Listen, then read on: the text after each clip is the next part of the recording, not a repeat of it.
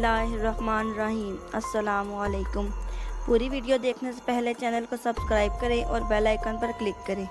आज हम आपके लिए कहानी लेकर आए हैं कफन दफन, मुसन्नफ अहमद नदीम कासमी।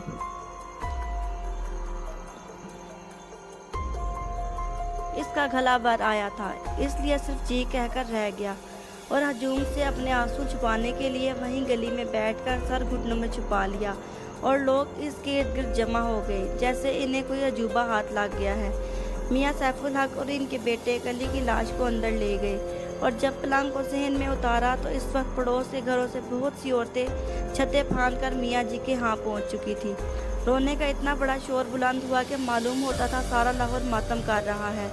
मियाँ जी का एक लड़का कब्रिस्तान की तरफ चला, दूसरा गुसालन को बुलाने निकल गया, तीसरे को मियाँ सैफुल हक ने अत्तर खस और मुशक काफूर खरीदने के सिलसिले में हदायत दी और फिर कहा, कफन बेहतरीन लट्ठे का हो, महंगा हो तो हुआ करे, यूँ समझो कि तुम हामिद के लिए कफन ला रहे हो।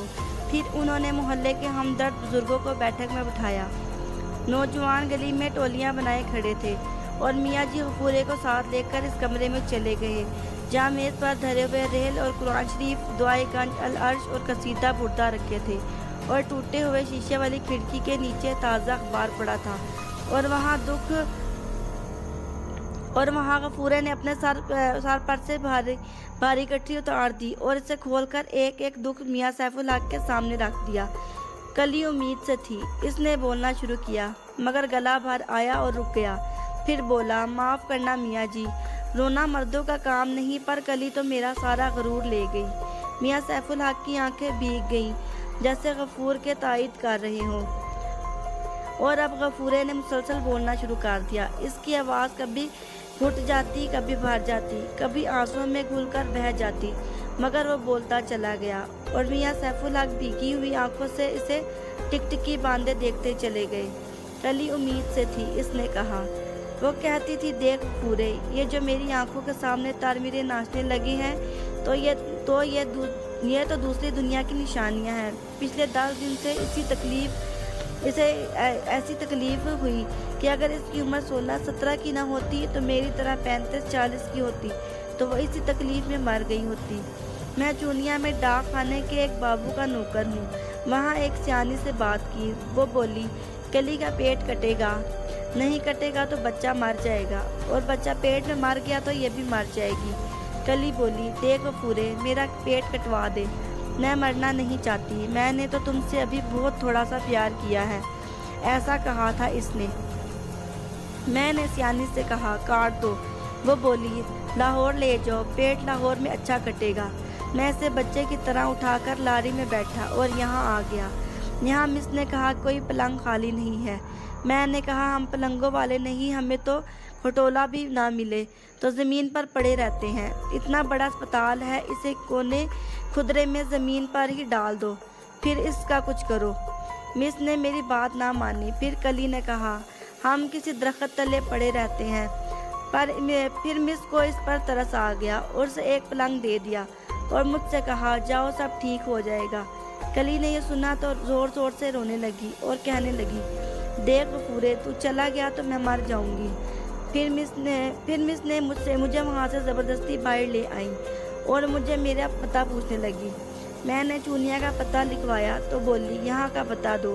मैंने कहा, मैं तो हर वक्त अस्पताल के दरवाजे पर मिल जाऊँगा, मैं तो यहाँ से कहीं नहीं जाऊँगा।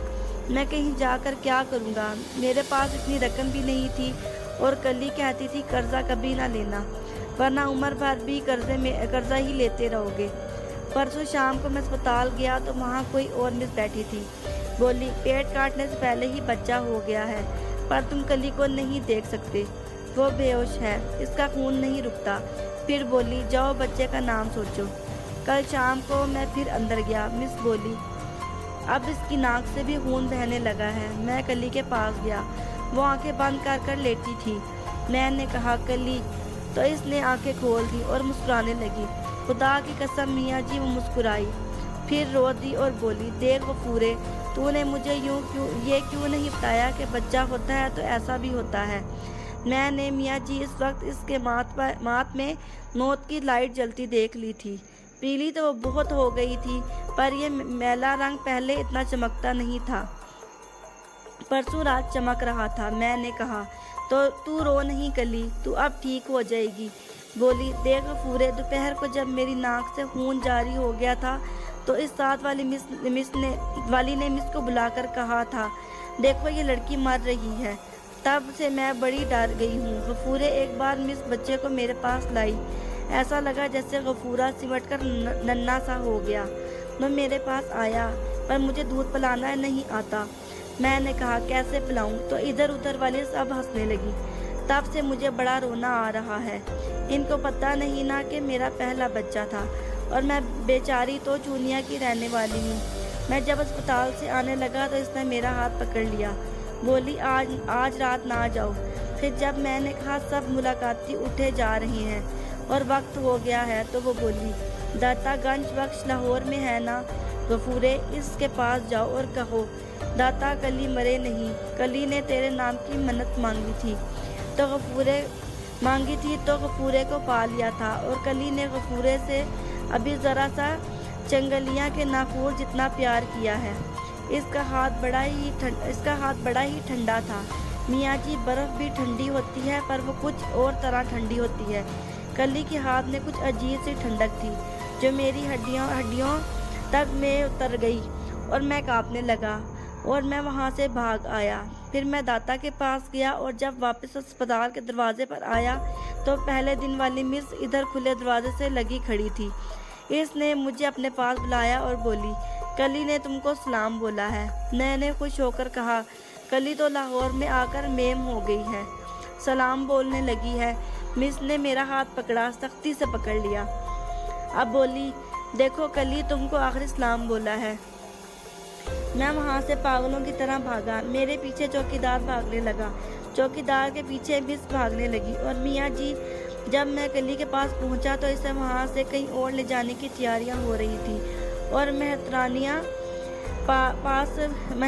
آئی ہوئی تھی، اور آس پاس کی عورتوں نے کروٹیں بدل لی تھی۔ مہترانیوں نے مجھے روکا، چوکیدار نے مجھے پکڑ لیا، مگر پھر مس آئی۔ اس نے بتایا کہ یہ کلی کا گھر والا ہے۔ میں نے کلی کے منہ پر سے کپڑا ہٹایا تو میاں جی، میں نے دیکھا کلی مر گئی ہے۔ اس کے اوپر کے ہونٹ پر کہیں خون جم گیا تھا، اور اس کی ناک میں مسوں نے روئی دے دی تھی۔ اس کی آنکھوں پر بھی کسی نے ہاتھ نہیں رکھا تھا، اس کا ڈاٹا بھی کسی نے نہیں باندھا تھا۔ ایسا لگتا تھا جیسے وہ ابھی کہے گی، دیکھ غفورے، پر میاں جی وہ تو مر گئی تھی۔ مس نے مجھے میرا بچہ دکھایا، ایسا لگتا تھا کلی سمٹ کر بالکل ننھی سی ہو گئی۔ مس بولی، تم کلی کو دفن کر آؤ، پھر آ کر لے جانا۔ پھر جب لاش کو اسپتال سے باہر لایا گیا تو میں نے اسے یوں اٹھا لیا جیسے بچے کو اٹھاتے ہیں۔ میرے ہر قدم پر کلی کی چوڑیاں بج اٹھتی تھی۔ میاں جی، پہلے تو جی چاہا کہ انہیں توڑ ڈالوں، پھر جب میں نے کلی کو زمین پر لٹایا اور اس کی کلائی دیکھی تو بڑی اچھی لگ رہی تھی۔ میں وہاں سڑک پر بیٹھ گیا اور ساری رات بیٹھا رہا۔ پولیس والوں نے بار پوچھا تو میں نے سچ بتا دیا۔ وہ بولے، خدا کسی غریب کو ایسا نہ کرے۔ ایک دو بار تو جی چاہا میاں جی کے وہیں پنجوں سے زمین کھود کر کلی کو سڑک کے کنارے دفن کر دوں، پر جنازہ بھی تو پڑھانا تھا۔ صبح کو اللہ نے آپ کو بھیج دیا، آپ نہ آتے تو میں کلی کو یوں اٹھائے پھرتا جیسے بندریا اپنے مرے ہوئے بچے کو چمٹائے پھرتی ہے۔ بس یہ بات ہے میاں جی۔ اس نے ایک لمبی گہری سانس لی اور سر کو جھٹک کر پگڑی کے پلو سے آنکھیں پوچھی، اور پھر یوں بولا جیسے ایک ضروری بات کہنا بھول گیا تھا۔ کلی نے مجھ سے بڑا پیار کیا تھا میاں جی۔ میں عمر میں اس سے کتنا بڑا ہوں، اور وہ سب سے لڑ کر میرے پاس آ گئی تھی، اور میں نے بھی سب سے لڑ کر اس سے شادی کر لی۔ ہم نے ساری دنیا سے لڑ کر پیار کیا تھا میاں جی۔ پھر وہ ذرا دیر کو کچھ سوچ کر میاں سیف الحق کے قدموں سے لپٹ گیا اور بولا، میں آپ کے سامنے کیسی باتیں کرنے لگا ہوں؟ میں نے تو ساری باتیں کہا دی آپ کے سامنے، آپ بھی کیا کہیں گے؟ آپ برا تو نہیں مانیں گے میاں جی؟ میاں سیف الحق نے اس کے کندھے کو تھپ تھپایا اور رومال سے منہ صاف کر کے باہر چلے گئے۔ کچھ دیر بعد واپس آئے اور بولے، وہ سالن آ گئی ہے، کفن بھی آ گیا ہے، قبر کے لیے شفقت کہہ آیا ہے۔ غفورہ ان کے قریب آیا اور بچے کے سے بھولے پن سے بولا، غسل ہو جائے میاں جی تو ایک بار میں کلی کو دیکھوں گا۔ اور میاں سیف الحق منہ میں رومال ٹھونس کر باہر چلے گئے۔ پھر جب وہ آئے تو ان کے ہاتھوں سے عطر خس اور کافور کی بو آ رہی تھی۔ غسل دیا جا چکا تھا۔ وہ غفورے سے کچھ نہیں بولے، بس کمرے میں آئے تو وہ میز پوش کے ایک کونے کو ہاتھ پر پھیلائے کھڑے ہوئے پھول دیکھ رہا تھا۔ اس نے میاں سیف الحق کو دیکھا تو اٹھ کھڑا ہوا، اس کے پاس آیا اور بولا۔ میاں جی کچھ بولے بغیر واپس جانے لگے اور غفورہ ان کے پیچھے پیچھے ہو لیا۔ پھر دروازے پر رک کر بولا، آ جاؤ میاں جی، تم سے کون پردہ کرے گا بھائی؟ وہ بولے۔ آگے بڑھ گئے۔ غفورہ ان کے پیچھے تھا۔ صحن میں بہت سی عورتیں جمع تھیں، اکثر زاروں زار رو رہی تھی، چند ایک طرف بیٹھی قرآن شریف کی تلاوت کر رہی تھی۔ اور غفورہ اندر گیا تو اس سے کسی نے پردہ نہیں کیا۔ اس کے پہنچتے ہی رونے میں زیادہ شدت پیدا ہو گئی۔ سب سے پہلے میاں جی نے 5 روپے کا ایک نوٹ نکال کر غسالن کی طرف بڑھایا، مگر وہ سرخ آنکھیں مل کر بولی، میاں جی ایک دن مجھے بھی مرنا ہے، کیا خبر اسی طرح سڑک کنارے دم نکل جائے؟ نہیں جی میں نہیں دوں گی۔ سڑک کنارے میاں جی کی بیوی کی چیخیں نکل گئی، میرے حامد کی طرح۔ اور میاں سیف الحق بھی عورتوں کی موجودگی میں بے پرواہ ہو کر ٹوٹ کر رو دیے۔ پھر انہوں نے رومال کو منہ میں ٹھونسا اور غفورے کے کندھے پر ہاتھ رکھ کر کھڑے ہو گئے۔ کچھ دیر کے بعد انہوں نے رومال نکالا اور بولے، میرے مولا کی دنیا میں کیا کچھ نہیں ہوتا؟ یہ بھی ہوتا ہے کہ کوئی سڑک کے کنارے مر گیا، پر یہ بھی تو ہوتا ہے کہ اسے اچھا کفن دفن مل گیا۔ تم کہتی ہو حامد برسوں پہلے مرا تھا، میں تو کہتا ہوں وہ آج مرا ہے اور اس کا جنازہ یہ ہمارے سامنے رکھا ہے۔ عورتیں پھر زور زور سے رونے لگی۔ غفورہ چپ چاپ کھڑا کلی کی لاش پر بچھی ہوئی ریشمی گلابی چادر کو ہوا کے غیر محسوس جھونکوں میں ہلتے ہوئے دیکھتا رہا۔ میاں جی کی بیوی نے اچھی طرح رو لینے کے بعد چادر ایک طرف سے اٹھائی، کلمہ شہادت پڑھتے ہوئے کلی کے چہرے پر سے کفن سرکا دیا اور غفورے کی طرف دیکھنے لگی۔ سب عورتیں غفورے کی طرف دیکھنے لگی۔ میاں سیف الحق نے بھی گھبرا کے غفورے کو دیکھا اور بولے، کیوں میاں پہچانا نہیں کیا؟ یہ میرا حامد ہے، یہ تمہاری کلی ہے۔ غفورے کی آنکھوں میں امنڈے ہوئے آنسو بھی جیسے سوکھ گئے تھے اور دیر تک پلکیں جھپکے بغیر کلی کے چہرے کو دیکھتا رہا اور عورتیں بالکل خاموش ہو گئیں۔ پھر غفورے کے جسم میں حرکت پیدا ہوئی، اس نے کلی کو چھونے کے لیے ہاتھ بڑھایا تو میاں جی کی بیوی بولی، نہ ایسا نہیں کرتے، بیوی کے مرنے کے بعد اب تم اس کے محرم نہیں رہے، تمہارا تو اس پلنگ کو چھونا تک گناہ ہے۔ غفورے پر جیسے سکتہ طاری ہو گیا، وہ ذرا دیر تک جھکا ہوا ہاتھ بڑھائے یوں کھڑا رہا جیسے مخمند ہو کر رہ گیا۔ پھر وہ سیدھا ہو گیا اور کلی کے چہرے پر ٹکٹکی باندھے رکھی۔ اچانک میاں سیف الحق نے اسے دونوں کندھوں سے پکڑ کر جھنجھوڑ ڈالا اور بولے، رو، خوب رو، کھل کر رو، تم رو گے نہیں تو مر جاؤ گے، تمہارے دل کی حرکت بند ہو جائے گی، تمہیں سکتہ ہو جائے گا۔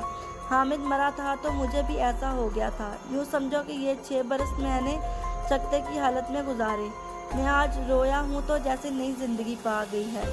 میں ٹھیک ہوں میاں جی، غفورہ آہستہ سے بولا۔ پھر وہ چلنے لگا۔ وہ صحن کے اس کونے میں جا کر رک گیا جہاں کلی کو غسل دیا گیا تھا۔ اس نے مجرموں کی طرح میاں سیف الحق کی طرف دیکھا، پھر جھکا، ٹوٹی ہوئی چوڑیوں کے ٹکڑے چنے اور جیب میں ڈال لیے، اور عورتیں یوں ایک دم کڑک کر رونے لگی کہ باہر بیٹھک میں بیٹھے ہوئے اور گلی میں کھڑے ہوئے لوگ بھی ایک بار تو دہل کر رہ گئے۔ اور جب غفورہ چوڑیوں کے ٹکڑوں کو جیب میں ڈالے واپس آ رہا تھا تو میاں سیف الحق نے کہا، سب بیویاں ایک طرف چلی جائیں، میں فتویٰ دیتا ہوں کہ غفورہ اپنی بیوی کی میت کو چھو سکتا ہے، نہ چھو سکا تو پاگل ہو جائے گا۔ انہوں نے قریب کھڑی ہوئی بیٹی کے کان میں سرگوشی کی۔ غفورہ اسی سکتے کے عالم میں آگے بڑھا، کلی کے چہرے پر جھک گیا، اس کے چمکتے ہوئے زرد ماتھے پر سے ایک بال ہٹا کر اوپر گیلے بالوں میں ملا دیا اور بجائے اس کے کہ کلی کو مخاطب کرتا بولا، دیکھ غفورے۔ پھر وہ اسی طرح خشک آنکھیں اور زرد چہرہ لیے باہر چلا گیا اور میاں جی بولے، مجھے تو اس بد نصیب کی فکر پڑ گئی ہے۔ جب کلی کا جنازہ اٹھا تو اس کے ساتھ بہت بڑا ہجوم تھا۔ بہت بارونق نماز جنازہ پڑھی گئی۔ نہایت خوبصورت قبر تیار ہو چکی تھی تو غفورے نے جیب میں ہاتھ ڈالا اور ٹوٹی ہوئی چوڑی کا ایک ٹکڑا نکال کر قبر پر رکھ دیا، اور میاں سیف الحق لوگوں سے کہہ رہے تھے، مجھے حامد کے کفن دفن کا موقع ملتا تو میں اس سے زیادہ کیا کرتا، میں نے تو صرف اپنا فرض ادا کیا ہے۔ میاں سیف الحق جب قبرستان سے پلٹے تو ایک عقیدت مند ہجوم ان کے ہمراہ تھا، اور ہر شخص کی زبان پر میاں جی کی خدا ترسی اور نیک نفسی کے قصے تھے، اور سب لوگ اس بات پر متفق تھے کہ 14ویں صدی میں بھی آدمیت مری نہیں، ابھی اس میں زندگی کی ایک رمق باقی ہے، اور اس رمق کا نام میاں سیف الحق ہے۔ میاں سیف الحق یہ باتیں سنتے تو گھبرا جاتے۔ ارے بھائی، میں کس لائق ہوں؟ وہ احتجاج کرتے۔ بندہ کس لائق ہے؟ یہ تو توفیق کی بات ہے، اور توفیق دینے والا میرا مولا ہے۔ یہ تو سب میرے مولا کا احسان ہے دوستو۔ پھر ان کی آنکھوں میں عجیب چمکتے دمکتے سے آنسو آ جاتے، اور وہ ایک لمبی گہری سانس لے کر کہتے، میں نے ایک مسکین بی بی کو نہیں دفنایا، میں نے تو آج 6 برس کے بعد اپنے حامد کو دفنا کے آ رہا ہوں۔ میں تو ہر محرم الحرام میں اس تربت پر فاتحہ پڑھنے اور پانی چھڑکنے آؤں گا، اور لوگ اس کے چہرے کے ارد گرد ہلا ابھرتا ہوا دیکھنے لگے۔ اپنی گلی میں آ کر میاں سیف الحق نے لوگوں کو رخصت کیا۔ چند بزرگوں کو وہ بیٹھک میں لے آئے اور پھر اچانک بولے، غفورہ کہاں ہے؟ بیٹھک میں چاروں طرف نظریں دوڑا کر وہ گلی میں آ گئے، اور بلند آواز میں جیسے اپنے آپ سے پوچھا، ارے بھائی، غفورہ کدھر گیا؟ وہ گلی کے اس پار سڑک تک قریباً دوڑتے چلے گئے، اور انہیں اسی حالت میں دیکھ کر گھروں کو جاتے ہوئے لوگ ان کے آس پاس جمع ہو گئے۔ جانے وہ غفورہ کہاں گیا؟ میاں جی بولے، ارے ہاں۔ لوگوں نے ایک دوسرے کی طرف دیکھ کر کہا، وہ تو سارے راستے نظر نہیں آیا۔ واپس آ کر وہ سیدھے زنان خانے میں چلے گئے اور بولے، جانے وہ غفورہ کہاں غائب ہو گیا۔ لیکن ان کی بیوی نے سوال کا جواب سوال میں دیا، اب مجھے کب لے چلیں گے قبر کو دکھانے؟ لے چلیں گے، میاں سیف الحق بولے۔ اور دوسرے روز وہ اپنی بیوی، تینوں بیٹوں اور 4 بیٹیوں کے ہمراہ قبر دیکھنے گئے۔ کلی کی رسم کل بھی ادا ہوئی۔ 40ویں تک ہر جمعرات کو محلے کی مسجد کے امام صاحب کو دعوت پر بھی بلایا اور فاتحہ پڑھوائی۔ پھر 40واں بھی ہوا، اور اس روز حامد کی تصویر کو اس کی بہنوں نے ہار پہنائے، اور بہت بڑے نشیب کے بعد میاں سیف الحق کی زندگی بالکل ہموار لگ کری چمکتی ہوئی سڑک بن گئی، جو حد نظر تک خط مستقیم میں جاتی تھی، اور جس کے دونوں طرف قد آوار درخت سایہ کیے کھڑے رہتے تھے۔ وہ اس سڑک پر پھر سے کچھ ایسی بے تکلیفی اور روانی سے چلنے لگے جیسے انسان کھانا کھاتے وقت چاہے بات جنیا والا باقی کر رہا ہو مگر نوالا سیدھا منہ کو جائے۔ اب اس سڑک پر وہ فصیل بھی نہیں ابھرتی تھی جس کے پاس کبھی کبھی ٹھٹک کر وہ خلا میں گھورتے رہ جاتے تھے۔ اب حد نظر مطالعہ صاف تھا۔ یہ کوئی سال بھر بعد کا ذکر ہے کہ میاں سیف الحق الصلاۃ خیر من النوم کی آواز پر جاگے اور نیلا رومال کندھے پر رکھ کر مسجد کی راہ لی۔ صندل کی تسبیح پر استغفار کا ورد کرتے ہوئے پلٹے، شریف چرسی کی دکان سے بچ کر نکلے اور گھر آ گئے۔ قرآن شریف کے چند رکوع، دعائے گنج، العرش اور قصیدہ بردہ پڑھا۔ اخبار والے نے اخبار گول کر اس کھڑکی کے ٹوٹے ہوئے شیشے میں سے اندر پھینک دیا اور بولا، السلام علیکم میاں جی۔ سینے پر چھو کر میاں سیف الحق نے کہا، آ گئے میاں؟ وعلیکم السلام ورحمۃ اللہ، اور اخبار اٹھانے کو اٹھے۔ اچانک ایک بار پھر آواز آئی، السلام علیکم میاں جی۔ آ گئے میاں، انہوں نے عادتاً کہا۔ وعلیکم السلام کہنے ہی کو تھے کہ ان کا منہ کھلا کا کھلا رہ گیا، اور ٹوٹے ہوئے شیشے کے اس پار انہوں نے کچھ یوں آنکھیں سکیڑ کر دیکھنا شروع کیا جیسے ان کی نظروں کو کسی نے کس کر تان لیا ہے۔ میاں جی، پھر آواز آئی، اور میاں سیف الحق نے اس دوران میں پہلی بار آنکھیں جھپکی اور دروازے کی طرف لپکے۔ آ جاؤ بھائی، آ جاؤ، سناؤ کہاں رہے تم؟ کہاں غائب ہو گئے تھے؟ میں تو اس روز تمہیں گلی گلی پوچھتا پھرا اور یہ کیا حالت بنا رکھی ہے۔ آؤ اندر آ جاؤ۔ کمال ہے بھائی، میں تو سمجھا تھا کہ تم غفورہ اندر آ گیا۔ اس نے ایک میلی سی چادر لپیٹ رکھی تھی، سر پر کھدر کی ایک پرانی جیکٹ ٹوپی تھی، آنکھیں بہت پیچھے ہٹ گئی تھیں اور بہوؤں اور گالوں کی ہڈیاں غیر فطری طور پر ابری ہوئی معلوم ہوتی تھی۔ ناک جھک آئی تھی، داڑھی بڑی ہوئی تھی اور بالکل کھچڑی ہو رہی تھی۔ ہونٹ آپس میں کچھ یوں پیوست تھے جیسے الگ ہوتے تو ان میں سے خون بہنے لگتا۔ وہ میاں سیف الحق کے پیچھے آہستہ آہستہ چلتا ہوا کمرے میں آیا اور وہیں جا کر کھڑا ہو گیا جہاں بیٹھ کر اس نے میاں جی کو اپنی ساری کہانی الف سے یہ تک سنا ڈالی تھی۔ میاں سیف الحق غفورے کو دیکھتے ہوئے بھی خلا میں گھورتے ہوئے معلوم ہو رہے تھے۔ وہ بھی وہیں جا کھڑے ہوئے جہاں بیٹھ کر انہوں نے غفورے کی کہانی سنی تھی۔ پھر میاں جی بیٹھے تو غفورہ بھی بیٹھ گیا۔ کھڑکی کے نیچے تازہ اخبار پڑا تھا اور سامنے میز پر دھرے ہوئے رحل میں قرآن شریف، دعائے گنج عرش اور قصیدہ بودا رکھے تھے۔ یوں معلوم ہوتا تھا جیسے غفورے نے جو کہانی آج سے 1 سال پہلے شروع کی تھی وہ اب تک جاری ہے، اور اس شدت سے جاری ہے کہ وہ جس پہلو سے بیٹھے تھے اسی پہلو سے جم کر رہ گئے ہیں۔ ہم تو سمجھے تھے، میاں سیف الحق بولے، کہ تم ہمیں بھول بھال گئے ہوگے۔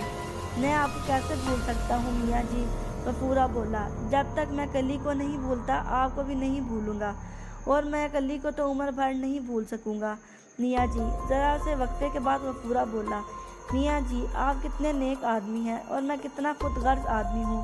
میں نے پہلی خود غرضی تو یہ کی کہ کلی دفن ہو گئی تو میں نے آپ سے ملاقات تک نہیں کی اور چلا گیا۔ دوسری خود غرضی یہ ہے میاں جی کہ میں کچھ ایسا لگتا ہے کہ رک کر اس نے آنکھیں ملی اور بولا، مجھے ایسا لگتا ہے جیسے کلی اب تک سڑک کنارے بے کفن پڑی ہے۔ پاگل تو نہیں ہو گئے تم؟ میاں جی نے پیار سے ڈانٹا۔ میں نے اس دن کہا تھا نا کہ کھل کر رو، نہیں تو پاگل ہو جاؤ گے۔ نہیں میاں جی، غفورہ بولا، پاگل کہاں ہوا ہوں؟ پاگل ہونا ہوتا تو اسی دن نہ ہو جاتا جب مری ہوئی کلی کی کلائیوں میں چوڑیاں بجی تھی۔ میں سچ کہتا ہوں، مجھے 1 سال میں 1 دن بھی تو ایسا نہیں ملا جب کلی کی یاد نے مجھے گالی نہ دی ہو اور یہ نہ کہا ہو کہ دیکھ غفورے، میں اب تک سڑک کنارے چادر میں لپٹی رکھی ہوں۔ تمہیں کچھ ہو گیا ہے بھائی؟ میاں جی نے پریشان ہو کر کہا۔ میاں جی، اب غفورے کے آنسو آج سے 1 برس پہلے کی طرح بہنے لگے اور اس کی آواز بھرنے اور گھٹنے لگی۔ کلی کو مجھ سے بڑا پیار تھا میاں جی، میں عمر میں اس سے کتنا بڑا تھا، پر وہ سب سے لڑ کر میرے پاس آ گئی تھی۔ ہم نے ساری دنیا سے لڑ کر آپس میں پیار کیا، پر میں کیسا برا ہوں کہ میں اس کے جنازے پر 1 پیسہ بھی تو نہ لگا سکا۔ میں نے کلی کے مرنے کے بعد اس کا تو کوئی حق ادا نہ کیا نا میاں جی۔ میں نے اس 1 سال میں بڑی محنت کی۔ میں بیمار ہو گیا، میں اسپتال میں پڑا رہا، پھر جو کچھ مجھ سے ہو سکا وہ کیا۔ میں نہیں جانتا آپ نے کلی کے جنازے پر کتنا خرچ کیا۔ بہت کیا ہوگا، کیونکہ آپ نے تو اسے بالکل اپنا بنا لیا تھا۔ اگر میں خود اس کے جنازے پر خرچ کر سکتا تو اس نے جیب میں ہاتھ ڈال کر چند نوٹ نکالے، انہیں فرش پر رکھ دیا اور بولا، تو اس سے زیادہ کیا کرتا؟ کچھ کام ہی کرتا۔ لمحہ بھر وہ خاموش رہا۔ میاں جی بھی خاموش رہے۔ کہیں اندر سے کلاک کی ٹک ٹک کی دبی دبی آواز آنے لگی۔ پھر وہ بولا، میاں جی یہ آپ لیجیے۔ میاں سیف الحق تڑپ کر اٹھ کھڑے ہوئے۔ نہیں میاں جی، غفورہ بھی اٹھ کھڑا ہوا، میں آپ کو دکھ دینے نہیں آیا۔ یہ رقم آپ لے لیجیے، آپ لیں گے تو میری دل کو تسلی ہوگی۔ میں سمجھوں گا میں نے کلی کے کفن دفن کا سامان خود کیا۔ کلی بھی مجھے گالیاں نہیں دے گی اور اس کی روح بھی خوش ہوگی۔ لے لیجیے میاں جی۔ میاں سیف الحق جو دوران میں ہانپنے لگے تھے گرج اٹھے، تو کیا میں نے تم سے کوئی سودا کیا تھا؟ لے جاؤ یہ روپے۔ کیا میں تمہارے ان چند روپوں کا بھوکا ہوں؟ کیا تم نے مجھے؟ اپنی طرح، اور انہوں نے نوٹ اٹھا کر غفورے کی طرف پھینک دیے۔ یہ نوٹ ایک ایک کر فرش پر بکھر گئے اور غفورہ خاموش کھڑا رہا۔ پھر جب اس نے دیکھا کہ میاں سیف الحق کانپنے بھی لگے ہیں تو وہ آہستہ سے بولا، میاں جی دیکھیے، خفا نہ ہوجیے، آپ نے مجھ پر بہت بڑا احسان کیا ہے، میں ایسا کمینہ نہیں ہوں کہ اس احسان کو بھول جاؤں، پر بات یہ ہے میاں جی کہ میں نے تو کلی کی جگہ حامد میاں کو دفن کیا، میاں جی کہ آپ نے تو کلی کی جگہ حامد میاں کو دفن کیا تھا اور میری کلی تو وہیں سڑک کنارے بے کفن پڑی رہ گئی۔ ان روپوں کو چاہے آپ نالی میں پھینک دیجئے، پر میں نے تو آج ہی اپنی کلی کو اپنے ہاتھوں سے قبر میں اتار دیا ہے۔